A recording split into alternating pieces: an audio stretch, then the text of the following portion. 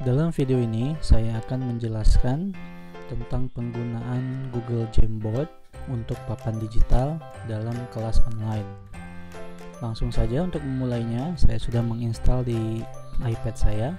Kita buka saja aplikasinya. Di bagian bawah sebelah kanan bisa Bapak Ibu lihat ada lambang tambah di sini. Kita ketuk lambang tambah untuk memulai atau membuka papan. Ya, kita bisa lihat ada papan yang sudah terbuka untuk kita mulai menulisnya. Di sebelah kirinya ada pilihan pena yang bisa dipakai, ada spidol, ada stabilo, ada kuas. Ya, tinggal ditentukan mau menggunakan yang mana. Sebagai contoh, saya akan menuliskan sebuah soal. Kemudian di bagian bawah terdapat penghapus yang bisa kita gunakan untuk menghapus tulisan-tulisan kita. Kemudian di bagian bawah lagi ada tombol select untuk memindahkan objek. Lalu ada pointers yang bisa kita gunakan untuk menjelaskan supaya bisa membantu fokus audiensnya. Jika kita mengetuk lambang tambah, maka akan ada tambahan menu yaitu sticky note. Kita bisa membuat sticky note di sini. Bisa digunakan untuk kebutuhan mind mapping. Misalkan kita buatkan satu buah kalimat yang diacak. Ya, kita gunakan tombol select untuk kita mengatur memindahkan. Lalu kita buat lagi. Kita ubah warnanya.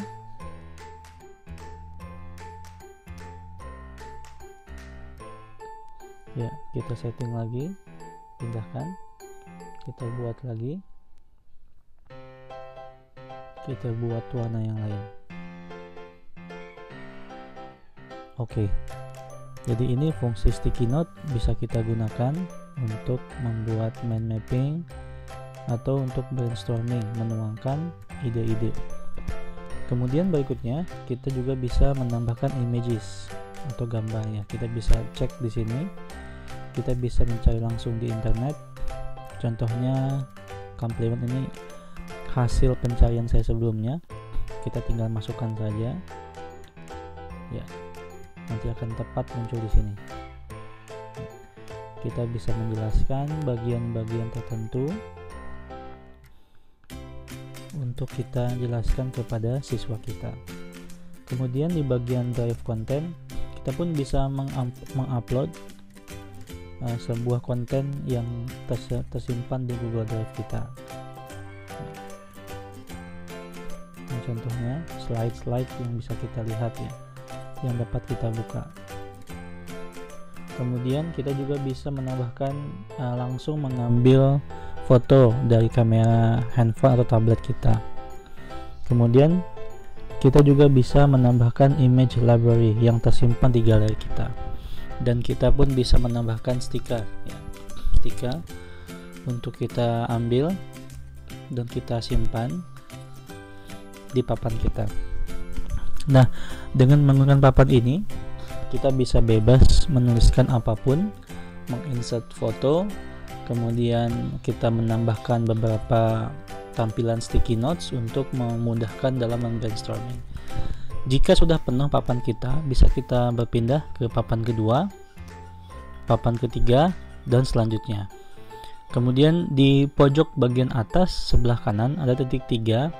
Ini kalau kita tekan, kita bisa melihat ada menu yang pertama, kita bisa share. Kita bisa membagikan papan ini dengan siswa kita.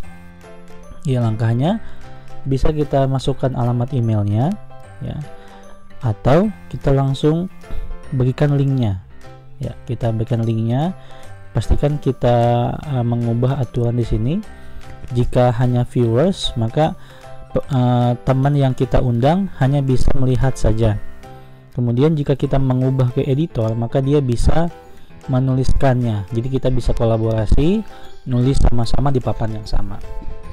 Cocok ketika sesi Bapak Ibu menjelaskan sebuah materi, lalu ada sesi tugas latihan bersama, ini bisa kita ubah ke menu edit, sehingga siapapun yang kita bagikan link di sini, kita bagikan linknya, kita copy link, kita bagikan lewat Classroom, lewat WhatsApp, Telegram, maka ketika dia membuka maka langsung dapat mengakses dan menuliskan sama-sama di sebelah ini, di sini sama-sama bisa menuliskan. Ya, itu penggunaan papan digital Jamboard yang bisa dimanfaatkan untuk kebutuhan PJJ. Kemudian ada satu menu yang sangat unik jika menggunakan tablet.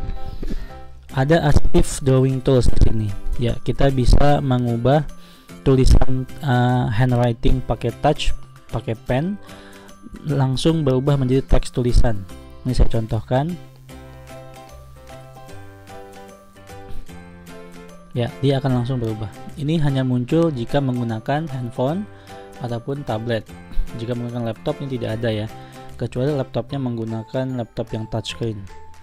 Kemudian ada auto shapes. Jadi kita bisa misalkan membuat sebuah bentuk, maka akan otomatis dibuat dengan baik bentuknya.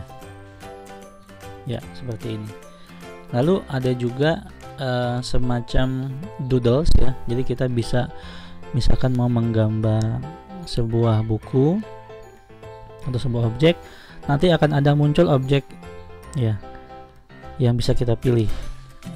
Jadi monitor gitu ya. Seperti ini. Nah, itulah beberapa fitur yang bisa kita gunakan untuk kebutuhan PJJ. Nah, setelah selesai mengajar, kita bisa menyimpannya sebagai PDF ya. Jadi nanti dokumen ini akan tersimpan sebagai PDF dan bisa kita bagikan kepada siswa kita. Jadi sangat mudah dan kita mempunyai dokumentasi dalam pembelajaran di materi tadi. Demikian sedikit penggunaan papan tulis digital online menggunakan Jamboard. Semoga bermanfaat. Sampai jumpa di video selanjutnya.